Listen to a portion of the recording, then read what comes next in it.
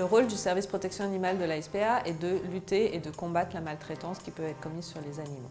On a 3 services en fait au sein de ce service. On a le service enquête qui lui reçoit les signalements de gens qui pensent voir de la maltraitance sur animaux. Et dès qu'on reçoit ces signalements, nous envoyons des enquêteurs ou des bénévoles délégués enquêteurs sur le terrain pour vérifier les conditions de vie des animaux.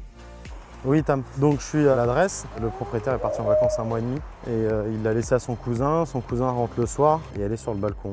Ce service qui gère ces bénévoles, c'est le service délégué, c'est le deuxième service de ce service protection animale. Puis ensuite, on a le service juridique protection animale qui, lui, prend le relais afin de donner les suites judiciaires nécessaires pour combattre cette maltraitance.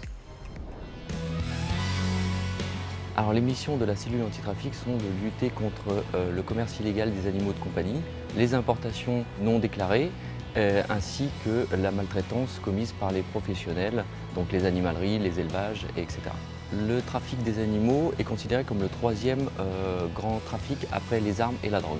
À la cellule antitrafic, nous sommes saisis par des particuliers, par des professionnels qui nous envoient des signalements par internet ou par téléphone.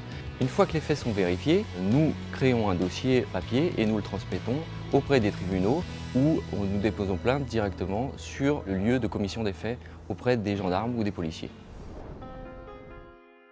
S'il y a urgence pour l'animal, lorsqu'on constate des maltraitances, la SPA essaye de solliciter de la part des procureurs de la République ce qu'on appelle une réquisition, c'est-à-dire en fait de permettre à l'animal d'être placé au sein de nos refuges le temps de l'enquête pour qu'on puisse nous en prendre soin et éviter qu'il ne reste dans une situation de souffrance.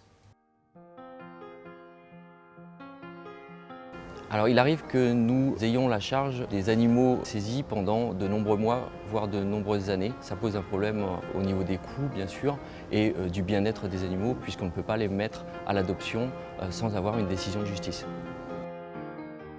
Les gens qui aujourd'hui maltraitent leurs animaux sont suffisamment sanctionnés par la justice dans le sens où ils sont poursuivis. Par contre, les condamnations, elles, ne sont pas encore suffisamment dissuasives.